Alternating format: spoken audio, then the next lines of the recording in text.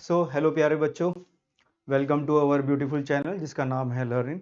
तो अभी तक हम लोगों ने कई कॉन्सेप्ट जो हैं ऑलरेडी डिस्कस किए हुए हैं जो 2026 में क्वेश्चंस आए थे उनके थ्रू। और आज उसी कड़ी में उसी सीरीज में आज हम लोग इलेक्ट्रोमैग्नेटिक इंडक्शन जो है डिस्कस करेंगे। तो मुझे उम्मीद है कि आप लोग को काफ़ी कुछ सीखने को मिल रहा होगा। और एक बात और कि जो जेई मेंस का जो पहला अटेम्प्ट हुआ था उसका रिजल्ट भी आ गया है।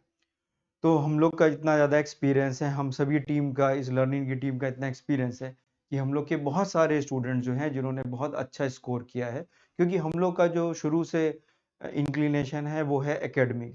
एकेडमिक पे फोकस करके ही सारा काम करना है, ठीक है ना। इसलिए जो कुछ भी पढ़ाया जा रहा है, जो कुछ भी आपको बताया जा रहा है, अगर आप उसे फॉलो करेंगे तो कम मेहनत में, मेहनत तो देखिए ज़्यादा ही करनी पड़ती है, लेकिन इधर उधर के क्वेश्चंस लगाना या कोई चीज़ ऐसी लगाना जो क्वेश्चंस कम पूछे जाते हैं या नहीं पूछे जाते या जिनमें कॉन्सेप्ट की क्लियरिटी कम होती है, वो सारी चीज़ें आपको यहाँ पर नहीं मिलेंगी।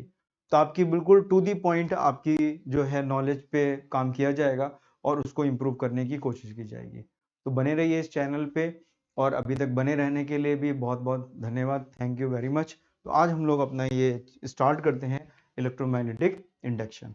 तो देखते हैं इसका बच्चों हम लोग पहला क्वेश्चन, और ये इंपॉर्टेंट चैप्टर भी है और इसमें बच्चों को डर भी लगता है।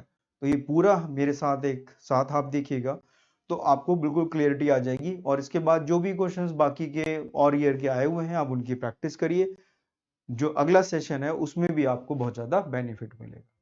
तो स्टार्ट करें हम लोग, है ना, और बातें नहीं करते, स्टार्ट करते हैं। तो ये रहा पहला क्वेश्चन।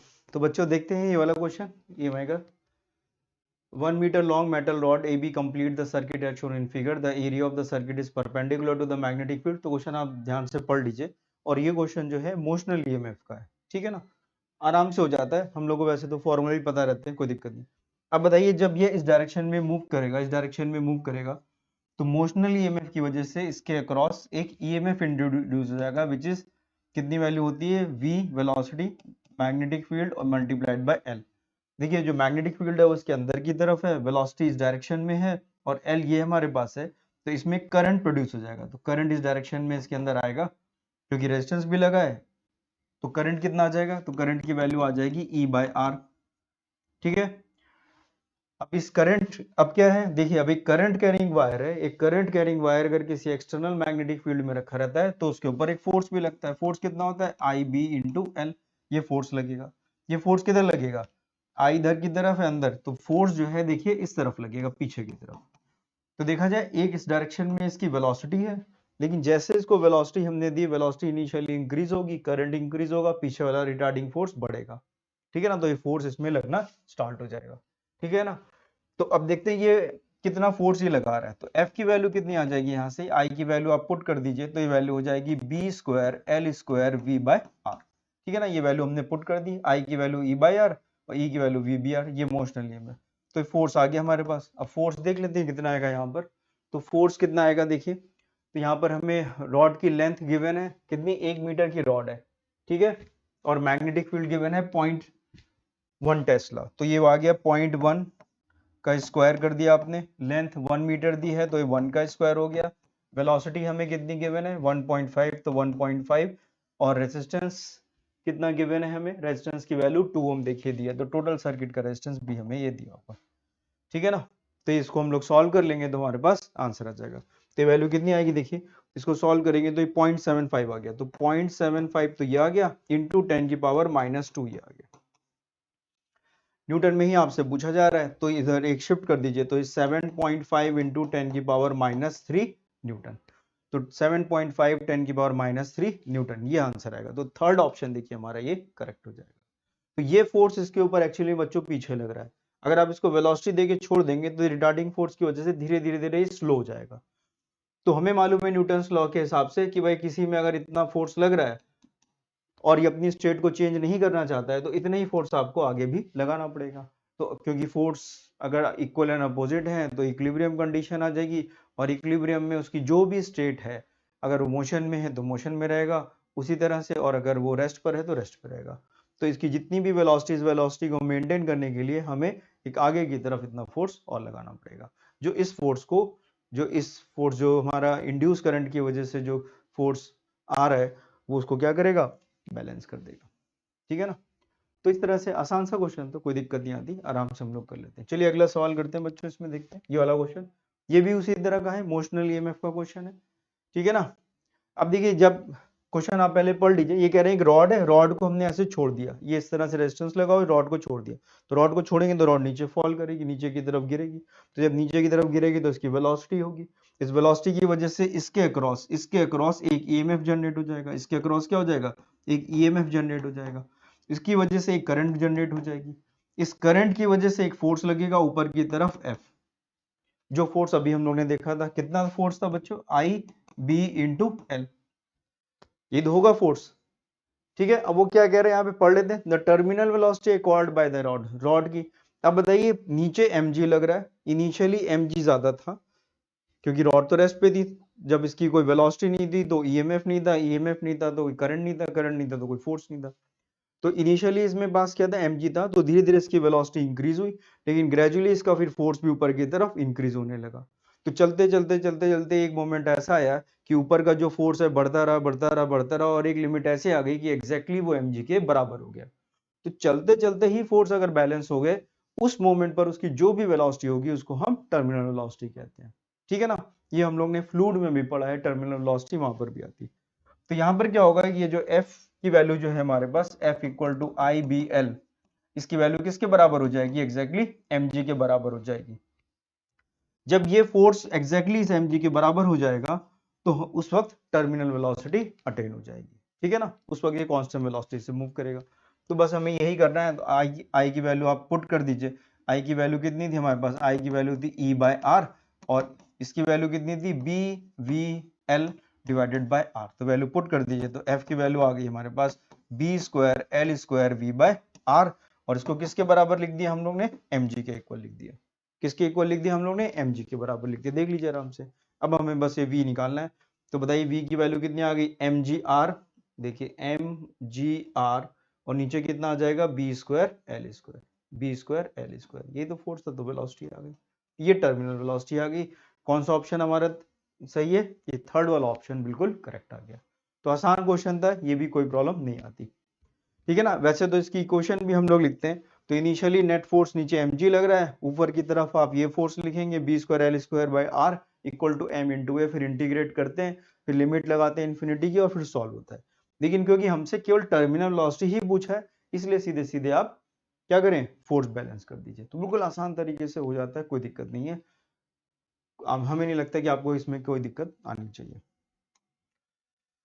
ये वाला क्वेश्चन देखिए, ये भी बिल्कुल सिंपल सा क्वेश्चन है, बिल्कुल इजी क्वेश्चन है, इसमें कोई दिक्कत नहीं आनी चाहिए बच्चों को। हमें ये मालूम है कि जो ये इंडक्टर लगा हुआ है, देखिए यहाँ पे ये इंडक्टर लगा, ये इंडक्टर लगा है, और यहाँ पर भी इंडक्टर लगा है। पढ़ ले दीजिए क्वेश्चन, द मोमेंट, क्या पूछा गया, at the moment when the switch के इज टर्न ऑन, इमीडिएटली जैसे ही आपने इस स्विच को ऑन किया, उसी वक्त की बात कर रहे हैं, इमीडिएट की बात कर रहे हैं, जैसे ही आपने स्विच को ऑन किया, पहले तो कोई करंट नहीं थी, तो इंडक्टर क्या करेगा, इंडक्टर इमीडिएट बहुत ज्यादा रेजिस्टेंस प्रोवाइड करेगा, वो करंट को अलाउ नहीं करेगा, लेंस लॉ की वजह से वो अपने अंदर चेंज को जो है नहीं करना चाहता, तो इसलिए जैसे ही आप इसके अंदर करंट को भेजना शुरू करोगे इनिशियली, तो ये उसे अपोज करेगा, तो इस वाले पाथ में और इस वाले पाथ में कोई भी करंट इमीडिएट पास नहीं करेगा, तो जो भी करंट पास करेगा वो 9 वोल्ट की बैटरी से जो है वो इस केवल प्योर रेजिस्टेंस वाले पार्ट में मूव करेगा। तो देखा जाए हमारे पास सिंपल सा सर्किट बस यही बचा कि एक बैटरी लगी है 9 वोल्ट की और एक 9 ओम का रेजिस्टेंस लगा है, इमीडिएट इंडक्टर वाले पार्ट से कोई भी करंट पास नहीं करने देगा। हाँ, कुछ समय के बाद ये इंडक्टर फिर अलाउ करेगा धीरे धीरे, और फिर इसमें से करंट फ्लो करना स्टार्ट होगा, ठीक है ना। लेकिन अभी एट द मोमेंट देखिए लिखा है, ये मोमेंट वर्ड भी इंपॉर्टेंट है कि उसी वक्त की बात कर रहे हैं आपसे। तो कितना करंट आ गया यहाँ से बताइए, 9 वोल्ट की बैटरी है तो 9/9 1 एम्पियर का करंट फ्लो करेगा, और जितना फ्लो करेगा वही बैटरी के पास एमीटर लगा है, तो इतना ही है, इसको रीड भी कर ले, तो 1 एम्पियर इसका बच्चों आंसर आ जाएगा, तो 1 एम्पियर इसका आ गया आंसर। तो सेकेंड वाला जो ऑप्शन है, मतलब जो 1 एम्पियर है, वो इसका करेक्ट आंसर है। तो बहुत इजी सवाल था, जितने भी ईएमआई के क्वेश्चन आए उनमें तो हमें लगता है सबसे इजी क्वेश्चन यही था। चलिए अगला सवाल देखते हैं हम लोग इसमें। अब देखिए ये वाला सवाल भी बिल्कुल वैसे ही है जैसे अभी हम लोगों ने करा था मोशनल ईएमएफ का। अब वो कह रहे हैं कि रॉड है, एक रॉड है, इसको हमने यहाँ से छोड़ दिया, और ये नीचे फॉल करना स्टार्ट करती है। कितना फॉल कर जाती है, लेकिन बच्चों पहले क्वेश्चन आप पढ़ लीजिए। 200 मीटर जब ये नीचे गिर जाती है उस वक्त इसके अंदर कितना ईएमएफ जनरेट होगा। तो ईएमएफ कितना जनरेट होगा, ईएमएफ होगा B L into V motional EMF, magnetic field L length V velocity. तो बताइए 200 मीटर अगर ये फॉल करेगा तो वेलोसिटी कितनी हो जाएगी, इक्वेशन ऑफ मोशन लगा देंगे v square equal to 2gh। तो फाइनल वेलोसिटी आ जाएगी इसकी 2, g की वैल्यू 10 और h की वैल्यू 200। सॉल्व करेंगे आप इसको तो ये 20√10 आ जाएगा। तो 20√10 मीटर पर सेकेंड इसकी उस मोमेंट पे स्पीड होगी जब ये 200 मीटर फॉल कर चुका होगा। 200 मीटर फॉल करने के बाद इसके पास जो स्पीड होगी वो कितनी हो जाएगी, 20√10, है ना। तो ये वैल्यू हम यहाँ पुट कर देंगे। अब देख लेते हैं हमें रॉड की लेंथ कितनी दी है, 20 मीटर, एल 20 मीटर दिया हुआ है। मैग्नेटिक फील्ड देख लेते हैं, गॉस में गिवन है। तो मैग्नेटिक फील्ड हमें 0.5 गॉस गिवन है। तो आप देखिए आपको यहाँ पे यूनिट कन्वर्जन का भी आइडिया होना चाहिए कि कितना गॉस कितना होता है, कितने टेस्ला के बराबर होता है। तो याद रखिए कि जो 0.5 जो है इसको आप 10 की पावर -4 से जब मल्टीप्लाई करोगे तो ये ऐसा यूनिट टेस्ला में कन्वर्ट होगा। तो 1 गॉस जो है वो 10 की पावर -4 टेस्ला के बराबर होता है। तो यूनिट का जरूर ध्यान रखिए, स्टूडेंट इसमें कंफ्यूज हो जाते हैं। तो हो सकता है इस प्रॉब्लम को करते वक्त ज्यादातर स्टूडेंट के कन्वर्जन फैक्टर ही भूल गए हों कि क्या लगाते हैं। तो पढ़ते वक्त थोड़ा सा ध्यान रखिए क्या कन्वर्जन है और क्या है उनका हम लोग यूज करेंगे। तो बस वैल्यू पुट कर देते हैं बच्चों यहाँ पे। तो वैल्यू 0.5 इंटू 10 की पावर -4, याद रखिए हमने टेस्ला में कन्वर्ट कर लिया। लेंथ कितनी दी है, 20 मीटर, और ये कितना दिया है, 20√10। सॉल्व कर लें इसको हम लोग। तो ये वैल्यू कितनी हो जाएगी, ये यहाँ से आप इसको सॉल्व करेंगे 1/2 हो गया। तो ये 1/2 इंटू 20 इंटू 20√10 इंटू 10 की पावर -4। तो ये कैंसिल करके आपने 10 कर दिया, 10 उधर शिफ्ट कर दिया। तो 20√10 इंटू 10 की पावर -3 वोल्ट में आ गया। अब बताओ ये तो वोल्ट में आ गया, लेकिन आपसे वोल्ट में नहीं, आपसे किस में पूछा है, मिली वोल्ट में पूछा है। तो मिली यही हो गया हमारे पास। तो कितना आ गया, 20√10 मिली वोल्ट। मिली का मतलब 10 की पावर -3। तो बिल्कुल आराम से सवाल ये हो जाता है। तो हमें नहीं लगता इसमें भी कोई आपको दिक्कत आनी चाहिए। मोशनल ईएमएफ का क्वेश्चन है, गॉस का मालूम होना चाहिए कि इसको टेस्ला में कैसे चेंज करते हैं। तो बच्चों देखते हैं ये वाला सवाल ईएमआई का, अच्छा क्वेश्चन है, करके देखते हैं। A conducting circular loop of area 1 metre square is placed perpendicular to the magnetic field which varies b equal to sin 100t tesla. ठीक है ना। तो b sin, तो एक्चुअली में ये हमें ओमेगा दिया हुआ है। ठीक है। If the resistance of the loop is 100, the average thermal resistance, तो एवरेज के लिए हमें निकालना होगा। तो h की वैल्यू देखिए लिखेंगे integral of I square R D T, और क्योंकि एवरेज के लिए पूछा है तो 0 से लेके t तक पूरे टाइम के लिए लगा देंगे। ये हमें दिया है ओमेगा कितना, 100 ओमेगा दिया है, साइन ओमेगा टी। तो ये ओमेगा टी के साथ जो लिखा है वो ओमेगा हो जाता है, और हमें मालूम है कि ओमेगा और टी में क्या रिलेशन होता है। अब हमें यहाँ पे करंट रखना है। रेजिस्टेंस की वैल्यू ऑलरेडी आपको 100 ओम दी हुई है, इसको हम बाहर कर देंगे। अब आई की वैल्यू कितनी आएगी, वो आएगी हमारे पास फ्लक्स से। फ्लक्स तो जो हमारे पास कितना होगा, तो पहले हमें निकालना पड़ेगा यहाँ पर फ्लक्स। तो देखते हैं हम लोग के पास फ्लक्स कितना आएगा। ठीक है। देखिए यहाँ पर हम लोग फ्लक्स अगर देखें तो फ्लक्स अगर हम देखें तो फ्लक्स की वैल्यू होगी b इंटू ए। इसको अगर हम डिफरेंशिएट कर देंगे d∅dt, तो हमें ये मॉड लगा दे रहे इंड्यूस्ड ईएमएफ आ जाएगा। ठीक है ना। तो ये वैल्यू आ जाएगी हमारे पास a dv/dt, क्योंकि a कांस्टेंट है तो आप यही लिखेंगे, इसमें कोई दिक्कत नहीं आएगी। ठीक है ना। अब इसको डिवाइड कर देंगे r से, तो i आ जाएगा हमारे पास इंड्यूस्ड डिवाइडेड बाय r। तो जरा देख लेते हैं कितना आएगा। तो ये वैल्यू आ गई a/r dv/dt।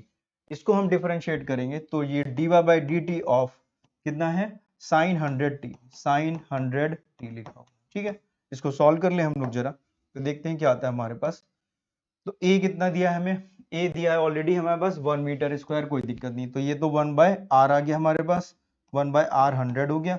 इसको सॉल्व करेंगे तो ये 100 हो जाएगा और ये cos 100t आ जाएगा। तो ये भी कैंसिल हो गया। तो हमारे पास I की जो वैल्यू आ गई वो कितनी आ गई, करंट कितनी आ गई, करंट की वैल्यू आ गई cos 100t। तो ये आ गया करंट हमारे पास, बस आ गया करंट। अब ये वैल्यू यहाँ पे हम लोग पुट करते हैं, देखते हैं क्या आता है, सॉल्व करना पड़ेगा। तो H की वैल्यू आ गई यहाँ से I स्क्वायर। ठीक है ना। कितनी वैल्यू आ गई, H रख देंगे वैल्यू इसकी हम लोग कितनी, cos। तो ये हो गया cos square 100t multiplied by r multiplied by dt। इसको बाहर कर दीजिए आप, किसको, r को। तो ये आ गया 100, और लिमिट क्या लगाएंगे, 0 से लेके t तक, बताया था ना आपको। क्योंकि आपसे एवरेज पूछा गया है इन वन टाइम पीरियड। तो वन टाइम पीरियड का मतलब है 0 से लेके t तक, एक टाइम पीरियड इसका t है। तो ये वैल्यू आ गई कितनी, 100 ये कर दिया आपने, r आपने बाहर कर दिया, तो ये आ गया हमारे पास cos स्क्वायर 100t dt। बस इसको हम लोग को सॉल्व करना है 0 से लेके t तक के लिए, ठीक है ना, इतना ही सॉल्व करना है हम लोग को। तो जरा देखते हैं इसको सॉल्व करते हैं तो क्या आता है। तो देखिए हमें मालूम है ये वैल्यू आ रही है हमारे पास cos स्क्वायर थीटा के फॉर्म में, इस तरह से आ रहा है कुछ, है ना। इसको सही वैल्यू ही हम लोग चलिए यहाँ से देख के लिखते हैं।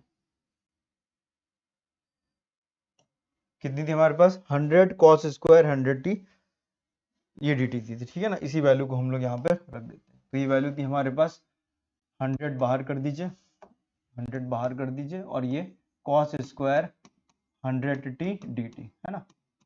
तो ये 0 से लेके t तक, बस हम लोग को ये सॉल्व करना है और हमारे पास आंसर आ जाएगा, और कुछ नहीं करना, बाकी तो हम लोग ने फाइंड कर लिया। अब देखिए इसको इंटीग्रेट करने के लिए हम लोग क्या करते हैं, जनरली हमें मालूम है कि cos 2 थीटा का formula 2 cos square theta minus 1 होता है। तो देखा जाए तो हम इसको cos 2 theta plus 1 divided by 2 equal to cos square theta लिख सकते हैं।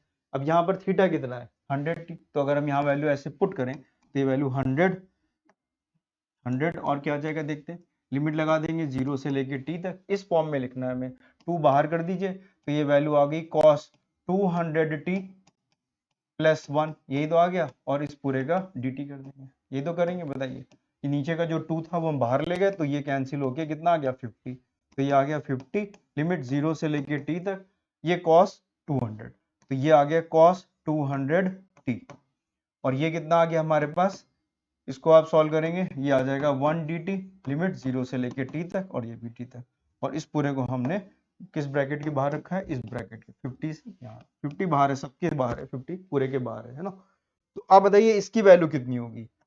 0 से एक टाइम पीरियड के अंदर, एक टाइम पीरियड के अंदर साइन और कॉस की एवरेज वैल्यू 0 जाती है। पूरी साइकिल कंप्लीट हो गई तो जहां से चालू थे वहीं पर वापस आ गए, तो एक साइकिल के लिए इसकी वैल्यू तो 0 हो जाएगी, और इसको लिमिट आप सॉल्व करोगे तो कितना आएगा, dt t आ जाएगा।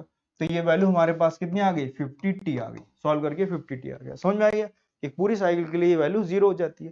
तो ये हमारे पास केवल t बचा, और ओमेगा कितना था हमारे पास, ओमेगा की वैल्यू थी 100, देख लीजिए हमने यहाँ लिखा है 100, ओमेगा कितना था 100, तो ओमेगा की वैल्यू हमारे पास 100 है, तो t कितना आ जाएगा, तो 50, ये हो जाएगा ओमेगा, ये कितना आ जाएगा हमारे पास, t की वैल्यू कितनी होती है, omega, t equal to 2 pi by omega, ये फॉर्मूला था हमारे पास। तो t की जगह हम लोग क्या लिख देंगे, 2 पाई बाय ओमेगा, तो 2 पाई बाय ओमेगा, ओमेगा 100 है, ये वैल्यू सॉल्व करेंगे तो ये 2 आ गया, 2 से 2 कैंसिल हो गया, हमारे पास कितना आंसर आ गया, पाई। तो पाई जो है वो इसका आंसर आ जाएगा।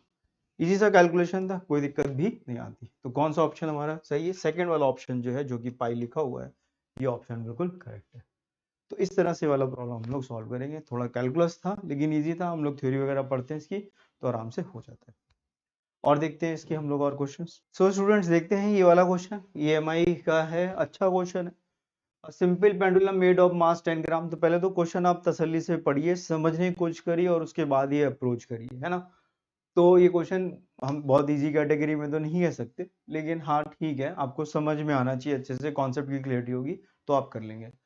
Of mass 10 gram and metallic wire of length 10 centimeter is suspended vertically in a uniform magnetic field of 2 Tesla. The magnetic field direction is perpendicular to the plane of oscillation of the pendulum. The pendulum is released from an angle of 60 degree with the vertical. Then the maximum induced EMF between the suspension. तो वो कह रहे हैं कि भाई एक pendulum है, एक मैग्नेटिक फील्ड है, मान लीजिए ऐसे कुछ मैग्नेटिक फील्ड है, एक पेंडुलम है, इसको हमने ऐसे यहाँ पे ये ऐसे बनाने की वजह 60 डिग्री से छोड़ दिया, तो छोड़ेंगे पेंडुलम को, ये ऐसे नीचे घूमता हुआ आएगा।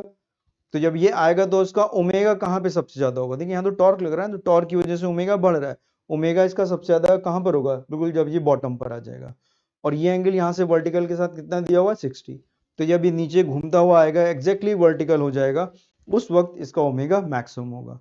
और जब ओमेगा मैक्सिमम होता है, तो जब ओमेगा मैक्सिमम होता है तो उस वक्त उसकी जो ईएमएफ होती है वो हमें मालूम है, तो मैक्सिमम ईएमएफ जो होता है वो 1/2 बी ओमेगा एल स्क्वायर होता है, और ये ओमेगा की वैल्यू भी मैक्सिमम होनी चाहिए। तो ई मैक्सिमम तब होगा जब ये ओमेगा मैक्सिमम होगा, और ये वैल्यू होती है उसकी 1/2 बी ओमेगा एल स्क्वायर। तो देखिए हमें बी भी गिवन है 2 टेस्ला, लेंथ भी हमें गिवन है इसकी 10 सेंटीमीटर, तो कोई दिक्कत नहीं है, हमें ये ओमेगा ही निकालना है बस। देखा जाए तो हमारा टारगेट अभी केवल इस ओमेगा को निकालना है और इस फॉर्मूले का यूज कर लेना। ये फॉर्मूला बिल्कुल सिंपल सा है, आपको पता होगा, स्टैंडर्ड फॉर्मूला है। कोई भी चीज अगर घूम रही है, ऐसे रोटेट कर रही है, तो उस केस में ईएमएफ कैसे निकालते हैं, ठीक है। तो ये मैक्सिमम है, तो ये भी मैक्सिमम होना चाहिए, बस इतनी सी बात। और मैक्सिमम कहां पर होगा, बॉटम पर होगा, ठीक है। तो इसको अगर आप देखें यहाँ पर, जरा हम लोग देखते हैं इसको, एक पेंडुलम बना लेते हैं यहाँ पर, ठीक है ना। इस तरह से हमने यहाँ पे ये 60 डिग्री पर था, और एक दूसरी हम वैल्यू यहाँ पे बना लेते हैं। तो देखते हैं जरा इसको, यहाँ पर हम लोग एक बनाते हैं, लाइन बना ली हम लोग ने यहाँ पर एक इस तरह से। और अभी देखेंगे ये वाला जो पेंडुलम है हमारा, वो ऐसे घूमता हुआ यहाँ से ऐसे आएगा, ऐसे आ रहा होगा, ठीक है ना। ये एंगल कितना दिया है, 60 डिग्री के मैंने, ठीक है। ये पॉइंट ऑफ सस्पेंशन है, ये लेंथ है, ये 60, तो बताइए ये लेंथ कितनी हो जाएगी, ये 60, तो ये वैल्यू हो गई L cos 60, और ये टोटल लेंथ यहाँ से यहाँ तक की कितनी है, L। तो ये H कितना है इसने सफर किया, तो H की वैल्यू कितनी हो जाएगी, L minus L cos 60, L minus L cos 60, और cos 60 भी कितना होता है, हाफ होता है। तो ये L minus L by two की वैल्यू कितनी आ जाएगी बच्चों, L बाई टू आ जाएगी, कितनी आ जाएगी, L बाई टू आ जाएगी। तो वर्क एनर्जी थ्योरम हम लोग यहाँ पे लगा रहे हैं, तो वर्क एनर्जी थ्योरम, तो work done by gravity is equal to change in kinetic energy. तो वर्क डन बाय ग्रेविटी कितनी हो जाएगी, mgl बाई टू, बताइए ये तो होगी mgl बाई टू, ठीक है ना। Work done by gravity is equal to change in kinetic energy. तो इस पॉइंट ऑफ सस्पेंशन के अबाउट ये पूरा क्या कर रहा है, रोटेट कर रहा है। तो हम क्या लिखेंगे, हाफ आई ओमेगा स्क्वायर, और ये ओमेगा हम इस पॉइंट के लिए ही देख रहे हैं, और क्योंकि एच भी हमने इसी के लिए लिखा है, तो ये ओमेगा भी इसी जगह का आएगा, और ये मैक्सिमम ही आ जाएगा हमारे लिए, ठीक है ना बच्चों, क्योंकि हमने सीधे इस बॉटम के लिए ही एच की वैल्यू लिखी हुई है। आई की वैल्यू बताइए कितनी होगी। अब इसमें कंफ्यूजन नहीं होना चाहिए, याद रखिए इन्होंने ऑलरेडी आपको सिंपल पेंडुलम बोला है, तो सिंपल पेंडुलम के केस में मास सबसे एंड पर होता है, पॉइंट मास की तरह हम उसको ट्रीट करते हैं, है ना। तो जो यहाँ पर हमारे पास आई लिखना है हम लोग को, इसी का सारा खेल है, ये इसमें गड़बड़ी नहीं होनी चाहिए। तो वैल्यू हम लिखेंगे कितनी, M L square, point mass के लिए, कोई पॉइंट मास है m, और ये पॉइंट ऑफ सस्पेंशन से उसकी दूरी अगर r है, तो हम एम आर स्क्वायर लिखते हैं, इनर्शिया, ठीक है। और ये लिखा भी है इन्होंने पहले सिंपल पेंडुलम। हम बार बार इस बात पे जोर दे रहे हैं कि लैंग्वेज का ध्यान रखिए, वो सिंपल पेंडुलम लिख के उन्होंने इनर्शिया पहले ही बता दिया है कि वो एम एल स्क्वायर आपको यूज कर रहा है। और ये आगे हमारे पास सॉल्व कर लें इसको बच्चों हम लोग थोड़ा, तो 2 से 2 कैंसिल हो जाएगा, m से m कैंसिल हो जाएगा, एक l से l कैंसिल हो जाएगा, और ओमेगा की वैल्यू आ जाएगी g बाय l। l की वैल्यू 10 सेंटीमीटर दी थी, g की वैल्यू 10, तो ये 0.1, तो ओमेगा की वैल्यू हमारे पास 10 रेडियन पर सेकेंड आ गई। तो will get the omega is 10 radian पर सेकेंड, तो 10 रेडियन पर सेकेंड हमारे पास ओमेगा आ गया। बस वैल्यू यहाँ पे हम लोग पुट कर दें, यहाँ पर वापस आ जाते हैं, तो ओमेगा हमारे पास कितना आ गया, 10, तो 1/2, बी की वैल्यू कितनी थी 2, ओमेगा की वैल्यू 10, और एल की वैल्यू 0.1, इस पूरे का स्क्वायर। याद रखिए 0.1 इसलिए लिखा है क्योंकि ये सेंटीमीटर में दिया था, तो ऐसा यूनिट का हमें ख्याल रखना पड़ता है, ध्यान रखना पड़ता है। आप हर वक्त देखिए, ये कभी मिली वोल्ट में पूछ रहे हैं, कभी वो देखिएगा क्वेश्चन उन्होंने गॉस में दे दिया था, अब यहाँ 10 सेंटीमीटर दे दिया है, ये ग्राम में दे दिया है, फिलहाल यहाँ ग्राम का यूज नहीं हुआ, वो कैंसिल हो गया। लेकिन ध्यान रखना है आपको सारी चीजों का, है ना। यूनिट बहुत दिमाग में, बैक ऑफ द माइंड आपके चलती रहनी चाहिए कि क्या दिया हुआ है ना। तो ये सारी चीजें प्रैक्टिस से आ जाती है। सॉल्व कर लें इसको हम लोग थोड़ा सा, तो देख लेते हैं कितना आ जाएगा। पॉइंट ऑफ सस्पेंशन पे मैक्सिमम इंड्यूस्ड ईएमएफ आपसे यहाँ पर पूछ रहे हैं, तो इन मिली वोल्ट में, तो ये वैल्यू कितनी आ जाएगी, बी हमने लिख दिया 2 टेस्ला, ओमेगा 10 आ गया था, और एल की वैल्यू 0.1 लिख दी, तो ये वैल्यू होगी 10 इंटू 10 की पावर -2, इधर -3 कर दीजिए, तो ये आ गया 100 इंटू 10 की पावर -3, कितना वोल्ट में, तो कितने मिली वोल्ट हो गया, तो 100 मिली वोल्ट हो गया। तो 100 मिली वोल्ट इसका बच्चों आंसर आ गया। तुम्हारा आंसर कितना आ गया, 100 मिली वोल्ट। मिली वोल्ट में ही पूछा है, मिली वोल्ट में निकाल दिया, ठीक है, आ गया आराम से। मुझे नहीं लगता इसमें भी कोई दिक्कत आनी चाहिए, क्वेश्चन मॉडरेट था, ध्यान से पढ़ना चाहिए, समझ के करना चाहिए, तभी आप इसको कर सकते हो। और देखते हैं बच्चों इसके सवाल, ये कर ये वाला क्वेश्चन देखते हैं। An inductance of a coil with 10 की पावर 4 टर्न्स पर लेंथ, यानी स्मॉल एन की वैल्यू हमें गिवन है 10 की पावर 4, ये number of turns per unit length जो होते हैं, is 10 millihenry and is connected to the DC source of 10 volt and internal resistance 10 ohm. तो भैया एक इंटरनल रेजिस्टेंस लगा हुआ है, इसमें बैटरी लगी हुई है, एक बैटरी लगी हुई है, इसका इंटरनल रेजिस्टेंस है, और यहाँ पर इन्होंने एक इंडक्टर लगा रखा है, ठीक है ना। ये बैटरी हमारे पास 10 वोल्ट की है और ये इंटरनल रेजिस्टेंस भी 10 ओम का दिया हुआ है। तो मैक्सिमम करंट कितनी होगी? जब इंडक्टर एज अ कंडक्टर की तरह काम करेगा उस वक्त मैक्सिमम करंट होगी, अदरवाइज ये इंडक्टर के अक्रॉस ये कुछ रेजिस्टेंस प्रोवाइड हो जाएगा जो कि इसके करंट को रोकने की कोशिश करेगा, और तो इसमें जो मैक्सिमम वैल्यू ऑफ करंट होगी वो कितनी हो जाएगी? 1 एम्पियर हो जाएगी। इतना तो समझ में आ गया। मैक्सिमम देखिए वहां पूछ रहे हैं द मैक्सिमम वैल्यू, ठीक है ना, द मैक्सिमम वैल्यू इसकी पूछी गई। तो मैक्सिमम वैल्यू करंट की कब होगी? When it reaches 1 by e times of its maximum value. Question तो आपने पहले से पढ़ रखा है, इसलिए हम आपसे इसके बाद में बता रहे हैं। तो मैक्सिमम वैल्यू करंट कितनी आ गई? 1।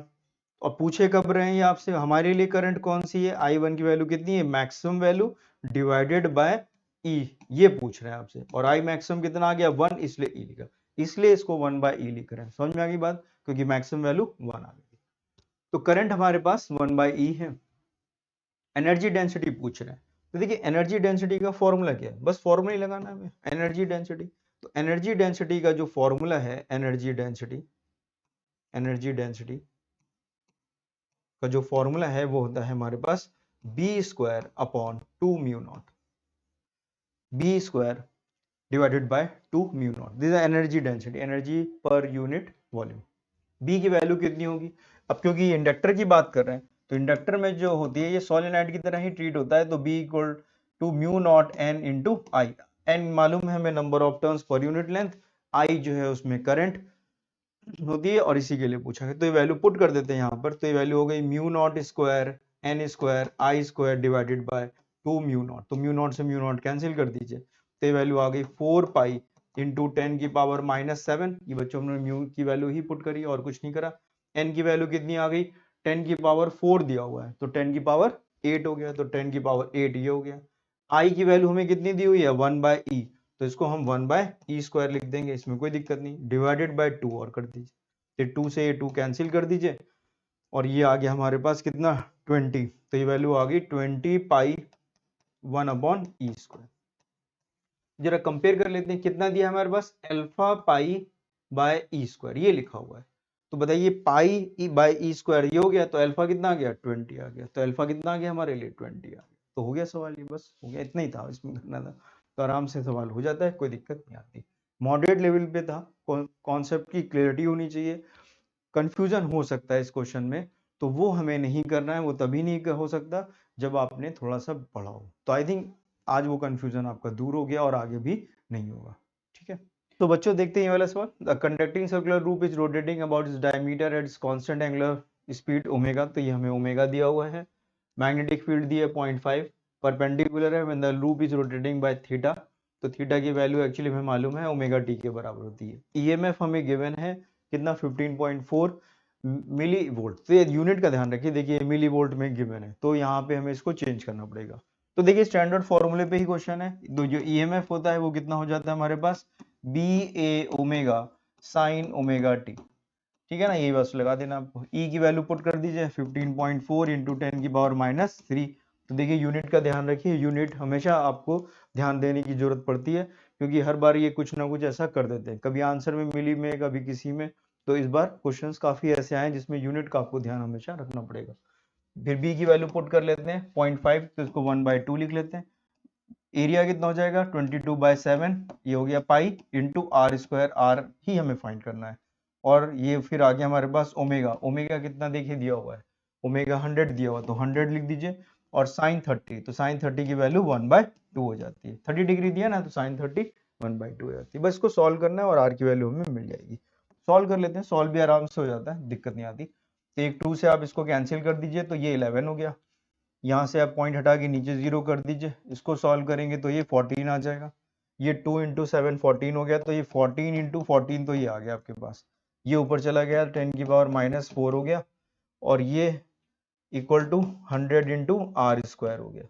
तो आप इसको भी शिफ्ट कर दीजिए, तो 14 इंटू 10 की पावर -3, ये रेडियस आ गया। तो रूट करोगे तो आ जाएगा 10 की पावर -6, 14 14 रेडियस आ गया। तो रेडियस हमारे पास किस में आ रहा है बच्चों? मीटर में आ रहा है। तो ये हमारे पास किस में आया, मीटर में। तो मिलीमीटर में देखिए आपसे पूछा है ना, तो ये 14 मिलीमीटर हो गया, तो 14 मिलीमीटर हो गया, तो ये 14 मिलीमीटर इसका आंसर। ठीक है, तो 14 मिलीमीटर हमारा आंसर आ गया। ये मीटर में है, ये वाली यूनिट मीटर में आ रही है हमारे पास। ठीक है, तो मिलीमीटर में कितनी आ गई, 14 मिलीमीटर आ गया। 1000 से मल्टीप्लाई कर देते तो मीटर में कन्वर्ट हो जाता है।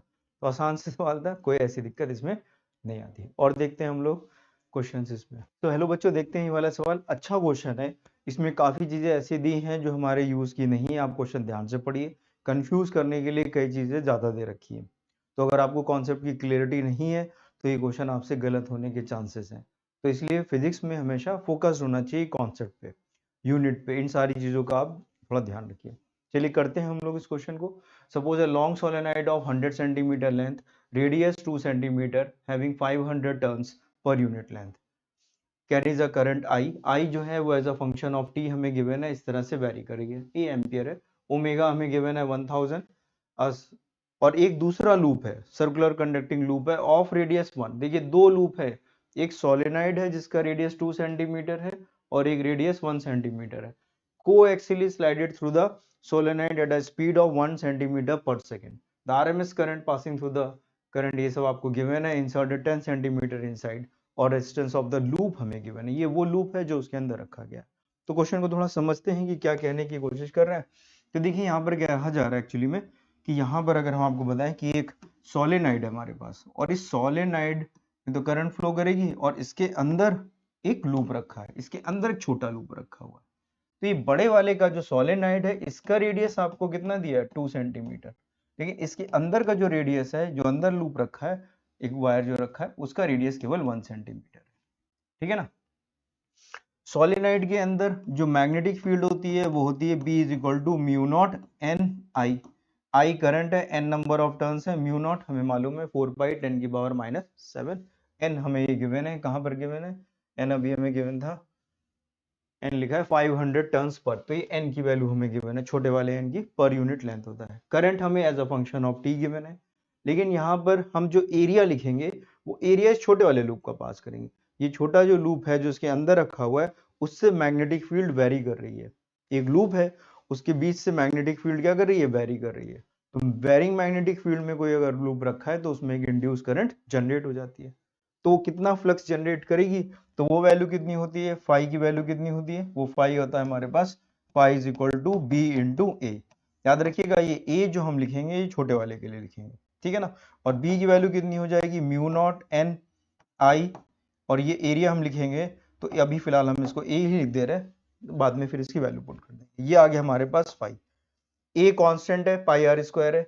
याद रखिए ए की वैल्यू कितनी है, पाई आर स्क्वायर। आर कितना है यहाँ पर, आर कोई भी मत रख दीजिएगा, 1 सेंटीमीटर वाला, तो 1 इन सेंटीमीटर को हम ये लिख सकते हैं, तो पाई 10 की पावर -2 का स्क्वायर कर दिया। आर को हमने बच्चों मीटर में लिखा है, ये सेंटीमीटर को बदल लिया मीटर में, ठीक है।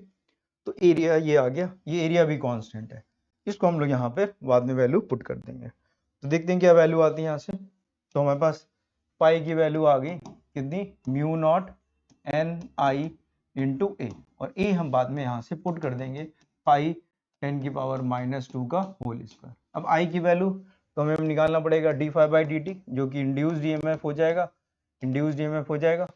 और फिर इसको आ जाएगी वैल्यू, ये म्यू नॉट एन ए, ये आ जाएगा D I by d T. ठीक है ना, अभी वैल्यू हम लोग देख लेंगे क्या आएगा। अब हमें निकालना पड़ेगा इंड्यूस्ड ई इंड्यूस कितना, तो ये ई इंड्यूस डिवाइडेड बाय आर।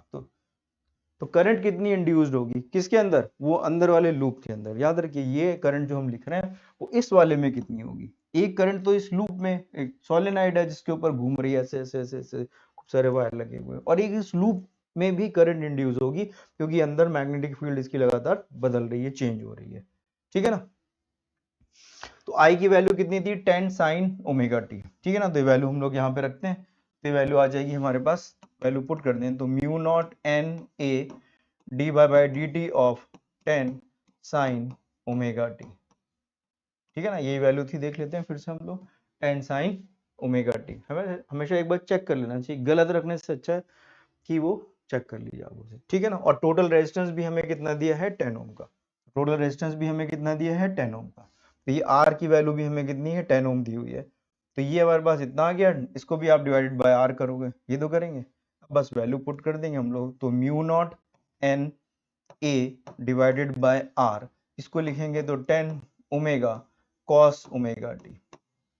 तो ये हमारे पास आई इंड्यूस्ड आ गई, इंड्यूस्ड वैल्यू आ गई, ठीक है ना। ये वैल्यू हमारे पास आई इंड्यूस्ड की वैल्यू आ जाएगी। अब इसकी मैक्सिमम वैल्यू कितनी होगी बताइए, इस वाले की मैक्सिमम वैल्यू कितनी होगी? मैक्सिमम वैल्यू तब होगी जब ये मैक्सिमम हो जाएगा। तो आई जो ये इस केस में जो लूप है अंदर हमारा, ये जो लूप है हमारे पास, इसकी ये इसके अंदर जो करंट वेरी कर रही है, इसके अंदर जो इसके साथ जो करंट वेरी कर रही है वो भी कॉस का फंक्शन है। और वो किस मोमेंट पे मैक्सिमम होगी? वो मैक्सिमम तब होगी जब ये कॉस ओमेगा टी मैक्सिमम होगा, यानी कि 1 होगा। तो मैक्सिमम वैल्यू हमारे पास कितनी आ जाएगी? Mu not N A 10 omega divided by r. R की वैल्यू भी हम यहाँ पे 10 फिलहाल रखते रहे, आर की वैल्यू हमने 10 रख दी, 10 ओमेगा दिया हुआ है, सॉल्व। ठीक है, ये म्यू नॉट लिखा हुआ है। और हमें निकालना है आरएमएस वैल्यू। तो आरएमएस वैल्यू जो होती है वो मैक्सिमम का 1/√2 टाइम्स होती है। तो एक्चुअली में वैल्यू आ गई हमारे पास mu not N A 10 omega divided by 10√10। तो 10 से 10 फिलहाल यहाँ से हम लोग कैंसिल कर देते हैं और इसको सॉल्व करते हैं। तो ये वैल्यू आ गई 4 पाई इंटू 10 की पावर -7।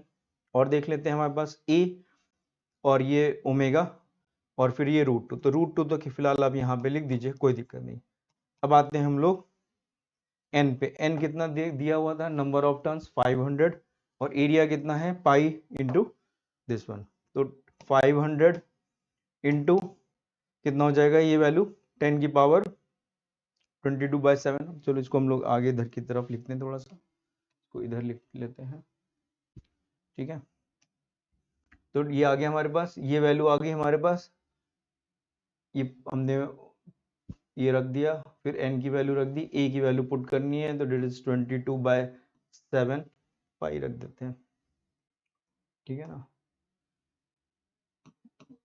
पाई आर स्क्वायर यानी कि 0.2 का स्क्वायर कर दिया, 10 की पावर -2, 10 की पावर -2 लिख देते हैं, 10 की पावर -2।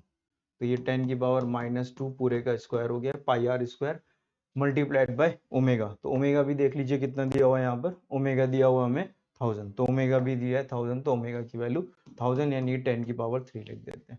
अब इसको हम लोग को बस सॉल्व कर लेना है, ठीक है। तो अब देख लेते हैं क्या क्या हमारे पास आता रहा है और क्या क्या नहीं आ रहा है। तो ये वैल्यू हो गई हमारे पास 4 पाई और ये भी पाई है, तो ये पाई स्क्वायर हो गया, ठीक है।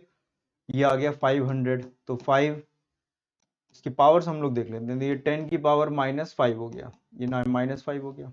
और इधर देख लेते हैं, तो ये 10 की पावर -4 और ये +3 हो गया, ठीक है। तो ये हो गया 10 की पावर -1, 10 की पावर -1 और ये तो 10 की पावर -6 और ये आ गया 20 पाई स्क्वायर 10 की पावर -6।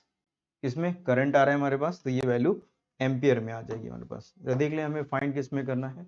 हमें जो फाइंड करना है वो ये लिखा α/√2, ये दिया α/√2 माइक्रो, यानी कि 10 माइक्रो एम्पियर। माइक्रो का मतलब 10 की पावर -6, 10 की पावर -6 में करना है।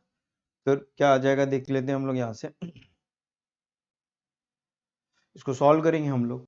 तो ये आप देखिए पाई स्क्वायर की वैल्यू लगभग 10 के बराबर होती है, तो ये अगर 10 है तो ये 200 के आसपास आएगा, अप्रोक्सीमेटली ये 200 आ जाएगा इंटू 10 की पावर -6 एम्पियर।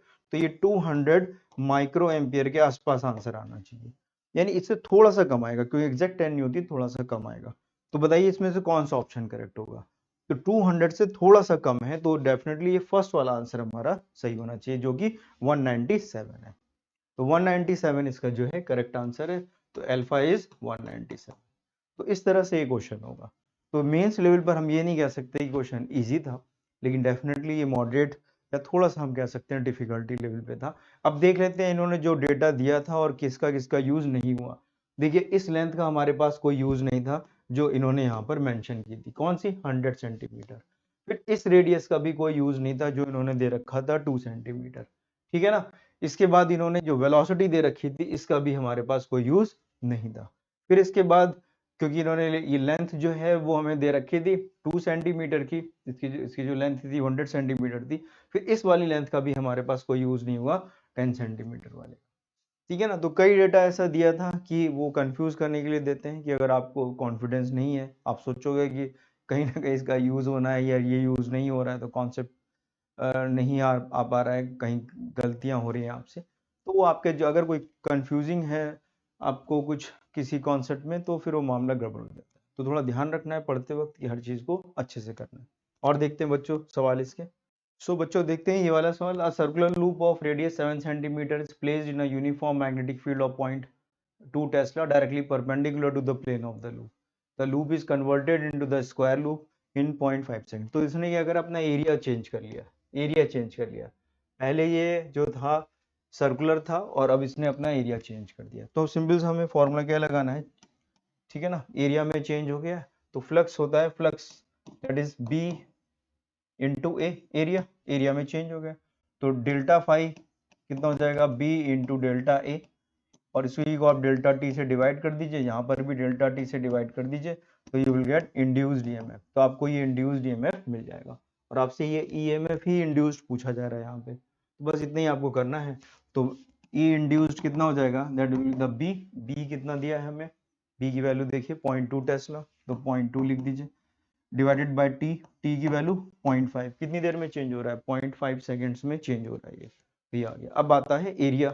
तो पहले एरिया इसका कितना था, पहले एरिया था इसका पाई आर स्क्वायर के हिसाब से, तो आप लिख दीजिए पाई आर स्क्वायर 7 सेंटीमीटर, तो 7 इंटू 10 की पावर -2 इस पूरे का स्क्वायर कर दीजिए, पाई आर स्क्वायर। तो ये हमारा पहले एरिया था। बाद में क्या हो गया, बाद में हो गया ये पाई ए स्क्वायर, ए मान लेते हैं साइड है, तो पहले सर्कुलर था, अब हमने इसी इतने ही पैरामीटर का एक कर, तो ये ए है और ये आर है, ठीक है ना, ये आर रेडियस को लिख लेते हैं। तो बताइए 2 पाई आर की वैल्यू इस किस पैरामीटर के हिसाब से देखें तो 4a के बराबर होगी। तो अगर हम यहाँ पे देखें तो ये 2 पाई आर, आर की वैल्यू आपने 7 लिखी डिवाइडेड बाय 4, तो ये एरिया आ गया हमारे पास कितना, इतना, कितना आ गया, ए की वैल्यू कितनी आ गई, ए की वैल्यू आ गई 7 पाई बाय 2। तो इसकी वैल्यू भी हम यहाँ पे पुट कर देते हैं, तो ये तो खैर 2/5 आ गया, और यहाँ पर आ गया पाई 49, ये 10 की पावर -4 हम लोग बाहर कर देंगे, माइनस ये वैल्यू आ गई हमारे पास 49 पाई स्क्वायर, ये 49 पाई स्क्वायर बाई 4, और इस पूरे का क्योंकि इसमें भी 10 की पावर -4 से आप मल्टीप्लाई करोगे, उसको बाहर कर दिया तो ये भी 10 की पावर -4 आ गया, ठीक है। अब आप बस सॉल्व करना है और कुछ नहीं करना हम लोग को। ये जो आंसर हमारे पास आएगा फिलहाल ये आएगा वोल्ट में। सॉल्व कर लें इसको हम लोग थोड़ा सा। तो अगर आप देखें इसमें तो 49 पाई और ये भी 49 पाई, इसमें से आप बाहर कर दीजिए, सॉल्व कर लीजिए। ये सिंपल सा ही कैलकुलेशन है, कोई खास इसमें ऐसा कैलकुलेशन नहीं है हमारे पास। देखते हैं इसको हम लोग थोड़ा सा शिफ्ट करके, ठीक है ना, इसको आप कैलकुलेट कर लीजिए। तो ये वैल्यू देखिए हम आपकी हेल्प करते हैं, 2/5, ये वैल्यू आप 49 पाई बाहर कर दीजिए, तो ये वैल्यू 1 माइनस 49 आपने बाहर कर दिया पाई, तो ये पाई/4 आ गया, ठीक है ना, इंटू 10 की पावर -4 वोल्ट, -4, ठीक है ना, माइनस। तो सॉल्व करेंगे तो आपके पास आ जाएगा 1.37 10 की पावर -3 वोल्ट, आराम से हो जाता है सॉल्व, कोई दिक्कत नहीं। पाई की वैल्यू 22/7 रखेंगे तो 7 से ये कैंसिल हो जाएगा, और यहाँ पर भी 22/7 लिखेंगे, सॉल्व करेंगे तो फिर से ये कैंसिल हो जाएगा एक बार, बहुत इजीली सॉल्व हो जाता है, कोई ऐसी समस्या नहीं आती। तो 1.37 10 की पावर -3 वोल्ट आएगा, और हमें देखिए पूछा गया है आंसर किसमें, मिली वोल्ट में। हमसे आंसर किस में पूछा गया है, हमसे आंसर किस में पूछा गया, मिली वोल्ट में पूछा गया होगा, देखिए हमसे आंसर मिली वोल्ट में पूछा गया था इसमें, तो हमें बस ये आ गया, और हमसे आंसर पूछा गया मिली वोल्ट में, तो मिली वोल्ट में कितनी वैल्यू हो गई, मिली वोल्ट में इसकी वैल्यू हो गई 1.37, तो ये आंसर आ गया। तो इस तरह से हम लोग इसको सॉल्व कर सकते हैं। तो ये हमारे पास आंसर आ गया, देखिए, ठीक है ना, ये आंसर आ गया। तो कितना आंसर आ गया हमारे पास यहाँ पर 1.32, ये आंसर आ गया। देखिए मिली वोल्ट में पूछा है तो मिली वोल्ट में आंसर आ गया, ये आराम से क्वेश्चन हो गया। सो इतने क्वेश्चंस आए हुए थे बच्चों हमारे 2026 में ईएमआई के। लेकिन फिर भी आपको कोई दिक्कत है और कुछ पूछना है आपको, तो हमारा ये टेलीग्राम चैनल है, इससे आप जुड़ जाइए। आपकी कोई भी क्वेरीज हैं, कुछ और पूछना है, हमसे इंटरेक्ट करना है, कोई भी आपको गाइडेंस चाहिए, आप उसमें टेलीग्राम पे हमें कमेंट करके बता सकते हैं। तो आई होप आपको समझ में आ गया होगा। Goodbye, all the best and take care. फिर अगली बार हम लोग मिलते हैं।